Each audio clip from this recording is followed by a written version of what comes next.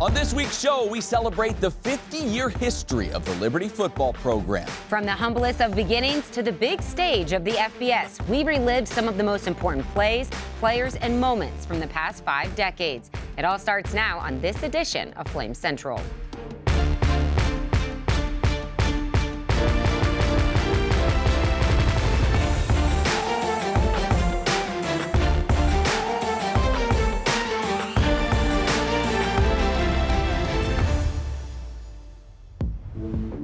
Welcome into Flame Central, your home for all things Liberty Athletics, and today we're doing the near impossible. We are cramming 5 decades of Flames football into the next 30 minutes. Look, people, it wasn't easy, but we found a way. That also kind of sums up the history of Liberty football. There were many challenges throughout the years, but somehow the program kept moving forward. Yeah, from small beginnings all the way to a Fiesta Bowl. But let's get it right back to the start, right? Here's a look at the first decade of Flames football.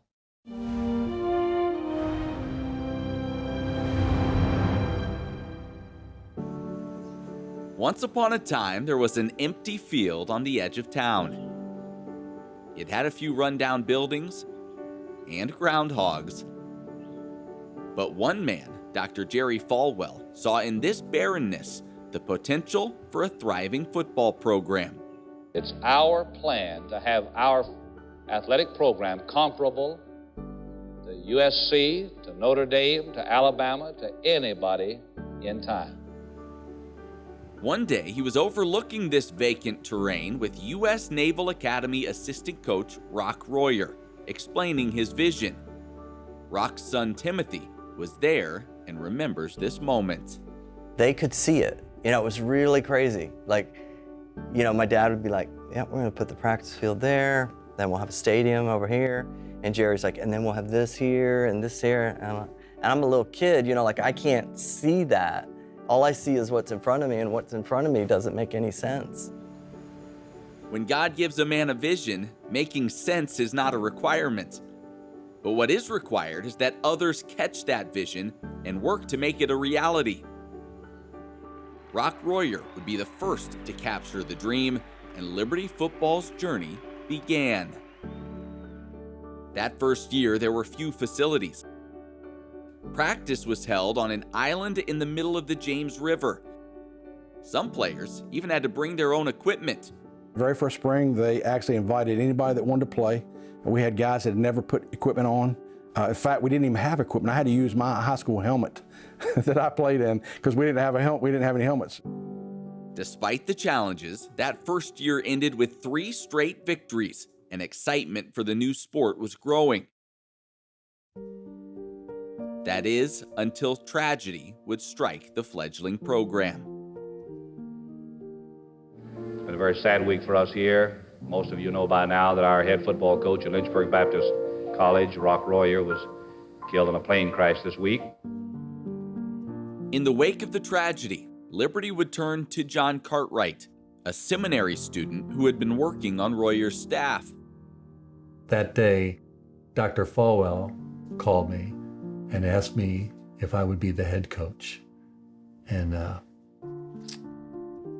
I said that I would. The heartbreaking news shook the campus, but it would not deter the mission. John Cartwright had played quarterback at the U.S. Naval Academy and broke a number of Roger Staubach's records. In his first year, Cartwright would lead the team to its first winning season with a 5-4 record. Then in 1975, Liberty sports teams got a new look. The school colors had been green and yellow in honor of Dr. Falwell's favorite team, the Green Bay Packers. But when Lynchburg Baptist College was renamed to Liberty Baptist College, the school colors were changed to red, white, and blue. In 1977, John Cartwright would finish seminary and move to Philadelphia to start a church. Tom Dowling was selected as Liberty's 3rd head football coach. Under Coach Dowling's leadership, the program achieved many firsts. In 1979, tight end Steve Kearns was drafted by the British Columbia Lions of the Canadian Football League, becoming the first Liberty player in the professional ranks. The next year, Glenn Inverso signed a free agent contract with the New York Jets to become the first Flame in the National Football League. The Flames joined the NCAA Division II as an associate member, and the program defeated its first NCAA Division I opponent, defeating Morehead State 23-20. They ended the decade in 1982 with a record of 7-4 and a national ranking of 19th in the final NAIA poll. From nothing to a national ranking, Liberty football's first decade had set the table for a promising future. Wow, Matt, what a gift God gave to Dr. Falwell. You know, a vision is one thing, but he actually believed. He knew exactly where the practice field, where the stadium would be, and it's just so surreal to have our feet on ground here at Liberty University in these amazing facilities today. Not only that, you think about how the program persevered. You lose your head coach tragically after year one. You wouldn't have blamed them if they shut the whole thing down, but they kept pushing forward, and obviously God was faithful through all of that tragedy early on. Yeah, and we now turn our focus to the second decade. It was a time of growth for the program that saw players reaching the NFL, but it also featured a natural disaster that everyone's still talking about to this day.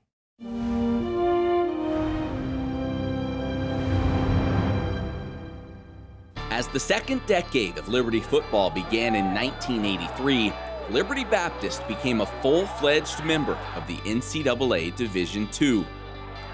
Then on May 30th, 1984, Morgan Hout was tabbed as the fourth head football coach in program history. His tenure would be marked by both triumph and testing. Wide receiver Fred Banks became Liberty's first ever NFL draftee, selected by Cleveland in the 8th round of the 1985 draft. That fall, the Flames defeated in-state foe James Madison for the very first time.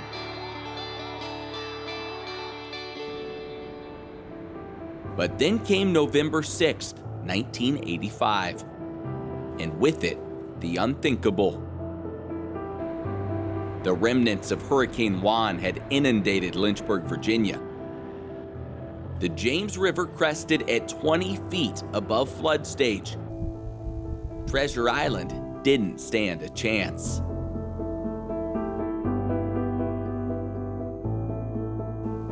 The football building was not spared from the devastation. As Coach Morgan Hout surveyed the damage, reality quickly set in.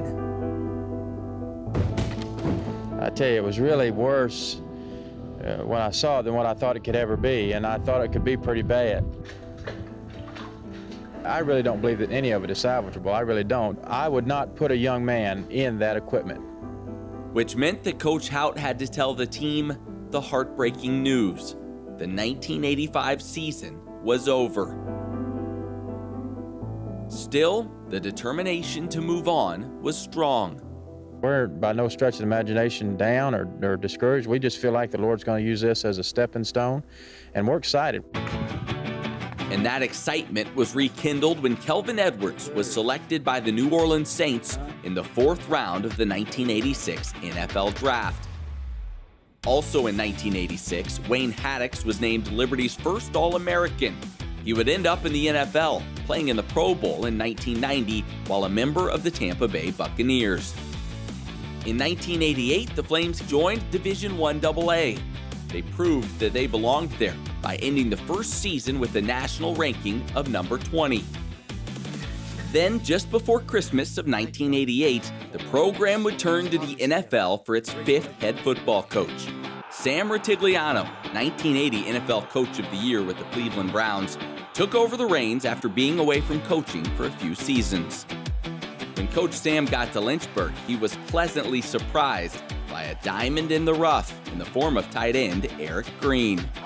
Green was instrumental in Liberty's first FBS victory, catching the winning touchdown to beat Eastern Michigan.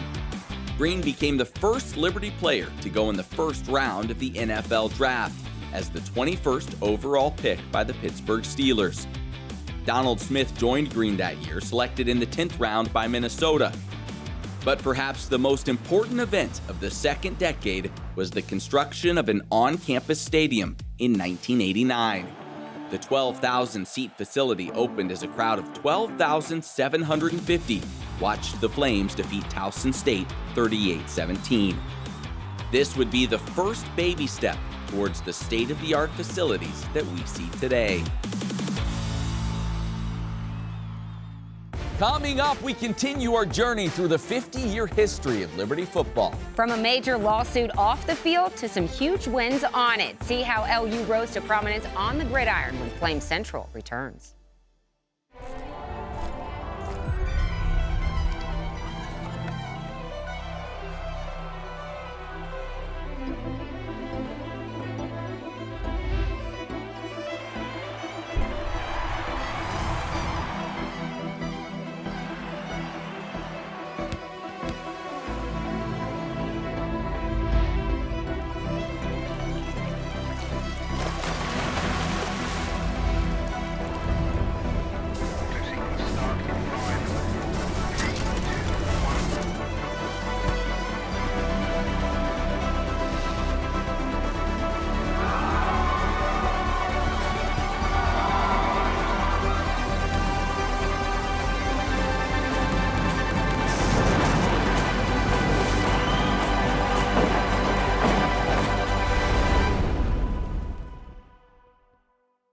I'm Sadie Robertson, Huff. We love Liberty University. The Robertson clan has all been big fans. Go Flames. And I don't just say that. My brother actually went to Liberty. Him and his wife, Mary Kate, lived up in Lynchburg for a while. So we visited them several times, got to go to the football games, experience it, which is so fun. I love the culture here. And I've gone on convocation twice now and just think it's incredible. The people at Liberty don't realize how lucky they are to have a mini conference every single Wednesday, to really get to be with a big group of people worshiping the Lord and getting messages poured into their hearts. Like, that's going to impact them forever. So I love that. My sister's online at Liberty right now. My brother's in Lynchburg. I actually took a semester at Liberty Online. Liberty Online was super fun and honestly challenging, but great. And what I loved about it was that as I was doing school, even for one semester, I learned so much about the Bible. I actually ended up preaching on something I learned from my first class I took at Liberty. And I just think that's so cool that you can be getting an education, but also really strengthening your spiritual life. And so that's why we love Liberty as a family, because we just think it is so important that we train champions for Christ, and that is Liberty's message, that is what they're doing, and they're doing it so well. And I think that it's so important now, maybe more than ever, that we know the Word of God and that we're rooted in that. And so while people are getting an education and about to step in to be the leaders of our future, that they also are being led by the Spirit of God. And so we're huge fans. Go Flames.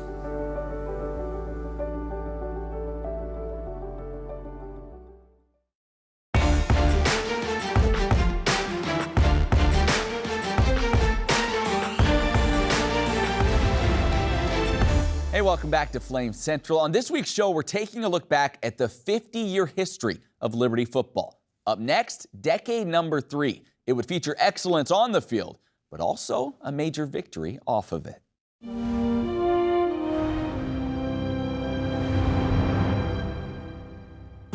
The spotlight would shine on Liberty football during its third decade, both on and off the field.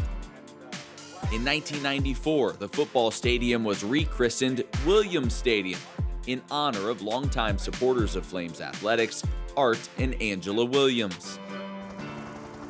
Then came 1995, the year everyone learned what Liberty University was all about. The college football world focused its attention on Lynchburg, Virginia, but not because the Flames sported an 8-3 record in a national ranking of number 19. The notoriety came from the courtroom, where the team took a stand for God. The NCAA was attempting to curb unsportsmanlike conduct in college football, and they handed down a ruling that Sam Ratigliano felt flew in the face of Christian athletes everywhere. A lot of our players, after a touchdown, kneel in the end zone and for a few seconds give the glory to God. On Saturday, the official, which comes to us every year, told us very clearly that if we were to do that, we would immediately be stuck with a 15-yard penalty. And so we decided as a team, we were all 100% together, that nobody nobody could tell us that we couldn't honor God. Just prior to the season, Liberty would take legal action against the NCAA over this issue. And a day later, the NCAA would reverse its ruling. Kneeling in the end zone would no longer be penalized. We're going to kneel tomorrow night as we've done in the past, and we're going to pray as we've done in the past, but we're not going to get a 15-yard penalty. Meanwhile, back on the field, success continued. In 1997, the Flames led the nation in forced turnovers with 40 and ranked second nationally in turnover margin. That next year, linebacker Jesse Riley became the first Flame honored as a first-team All-American by the Associated Press. Also in '98, former Flame Dwayne Carswell, serving as the captain of the Denver Broncos special teams unit, became the first Liberty football player to play in and win a Super Bowl. Then in January of 2000, there would be a changing of the guard, as head coach Sam Rutigliano announced his retirement. He left Liberty as the program's winningest coach with 67 victories. Former NFL quarterback Ken Karcher became Liberty's sixth head football coach on February 18th of 2000. During his tenure, football would join Liberty's other sports in the Big South Conference. The Big South would be Liberty's home for the next 16 years as the Flames continued their ascension in the world of college football. Just want to take a moment to thank and give a shout out to our producer, Ken Toast. These have been some pretty cool features to look back on the history of Flames football. But this particular decade, Coach Sam taking a bold, courageous move, and it really reflects what the mission of this university is. Yeah, and it's not like Liberty football was Alabama or Ohio State, right? They didn't have a lot of clout at that point. They were still a small program, so they kind of went alone on this, stood boldly for what Liberty is all about. And, you know, it's made an impact around college football for years after that. Still feeling the impact of that today. All right, we move on now to the fourth decade of Flames football, as upgrades on the field helped Liberty take a huge step toward competing at the highest level.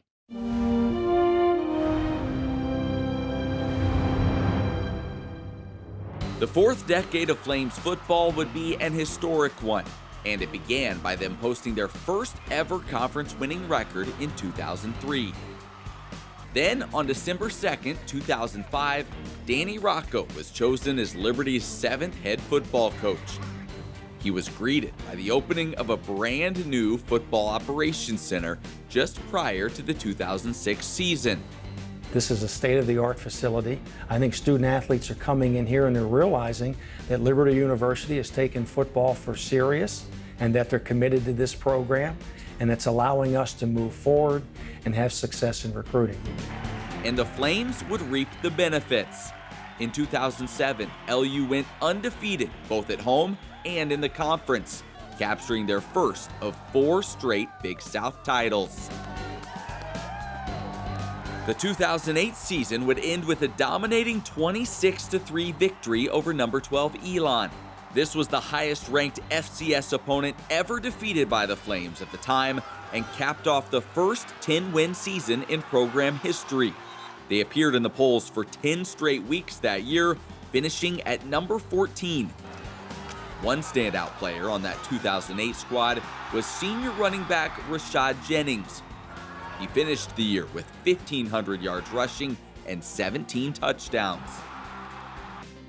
His senior performance propelled Jennings to an 8th place finish in the Walter Payton Award voting, which honored the best FCS player in the nation. And he was a consensus All-American, being named to numerous first-team squads.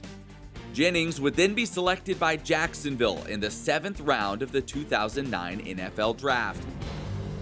While all this was happening on the field, Williams Stadium received some love just prior to the 2009 season. A 3-phase expansion to 30,000 seats was announced. The first phase, to be completed in time for the 2010 season, included the addition of 7,700 seats and the construction of a 5-story state-of-the-art tower on the west side of the stadium. The first home game in the newly renovated stadium exceeded capacity as over 19,000 fans watched Liberty dismantle Savannah State. On September 10th of that year, a late defensive stop secured a 27-23 win over Ball State, marking the program's second ever victory over an FBS program. There's a snap, short drop, fire. It's going to be incomplete. Ball is loose, and it's Liberty's going to recover and win this game.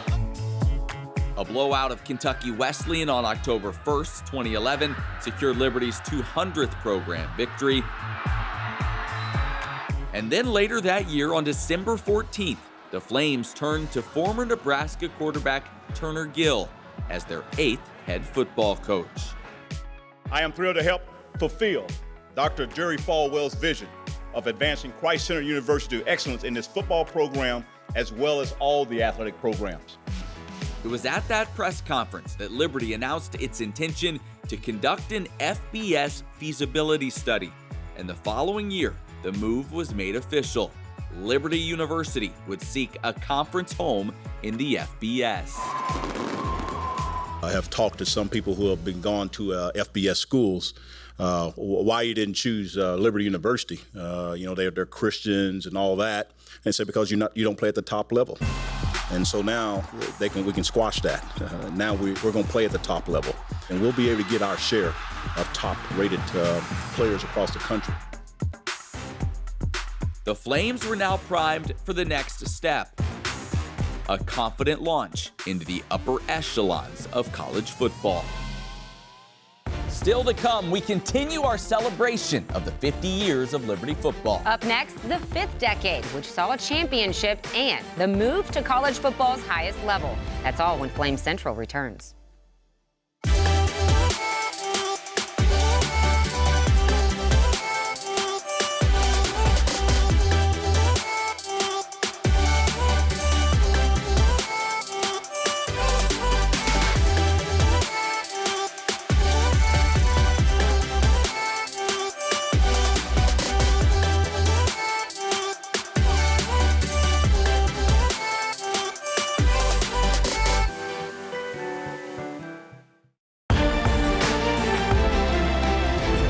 Welcome back to Flames Central. Today we've been taking you through the 50-year history of Flames football, and we've come to the 5th decade. Which was just another vital checkpoint on the way to the success they're experiencing now.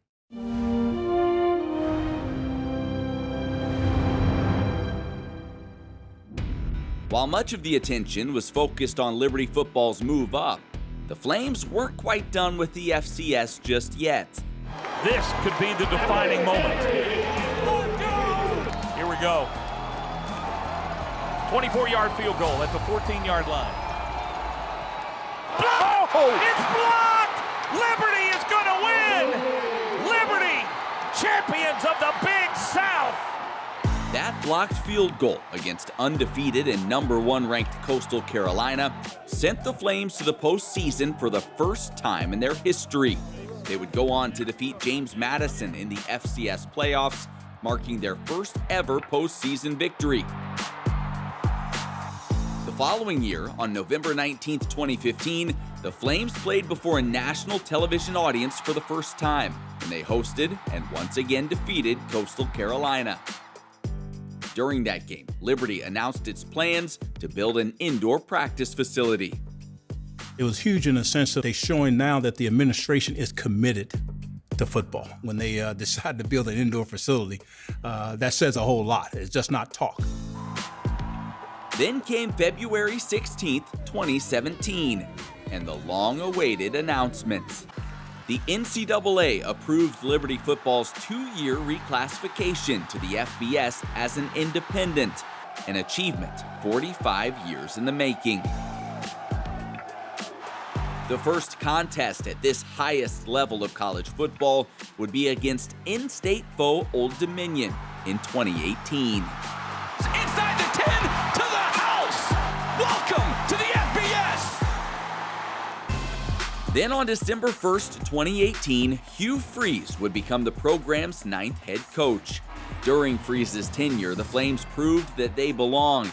They became just the 3rd team in FBS history to win a bowl game in their first year of bowl eligibility, defeating Georgia Southern in the 2019 Cure Bowl.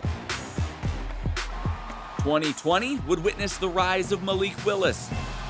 The transfer quarterback was a human highlight reel, both with his arm and his legs. With Malik at the helm, the Flames entered the rarefied atmosphere of the Power 5 with its first win over an ACC opponent at Syracuse on October 7th, 2020. Willis keeps it and takes it into the end zone for the touchdown. 3 weeks later, they would do it again, this time at Virginia Tech. From 51 out for the win. Snap, spot, kick, has the leg. It is good! The Flames would break into the AP rankings that season, finishing at number 17. Then it was on to their second straight bowl victory, an overtime thriller against old rival Coastal Carolina. Snap, spot. Oh, it's blocked! The Flames have won! The Flames have won! And Liberty celebrates in Orlando. Hashtag beat Coastal! In 2021, Liberty accepted an invitation to join Conference USA beginning in 2023, giving football an FBS conference home for the very first time. Yeah, rock out with each other, man. That season concluded with a third straight bowl victory, this time over Eastern Michigan, making Liberty only the second team in FBS history to win their first 3 bowl games. But while all this brought increasing levels of enthusiasm, nothing could compare with October 22nd, 2022.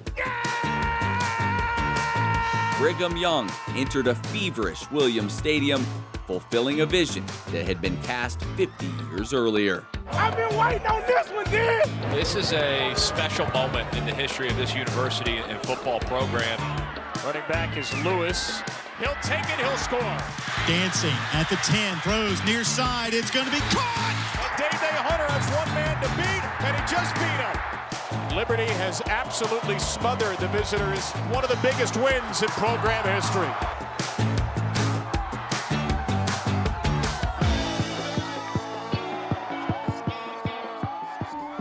And so Decade 5 came to an end with thousands of students storming onto what was once just an empty field, fulfilling the vision of a man who heard the roaring crowds in the silence of a gentle breeze, who saw a stadium rise up from ground that had not yet been broken,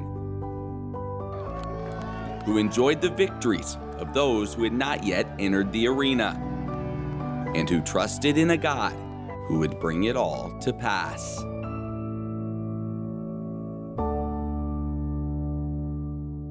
So cool to see all of that. Such a rich history for the Liberty football program. And oh, by the way, the 6th decade started with a trip to the Fiesta Bowl. Not too shabby. Yeah, pretty cool. And it's safe to say the future of Flames football is pretty bright. No doubt. Thanks so much for tuning in. For Matt, I'm Emily. We'll see you next week.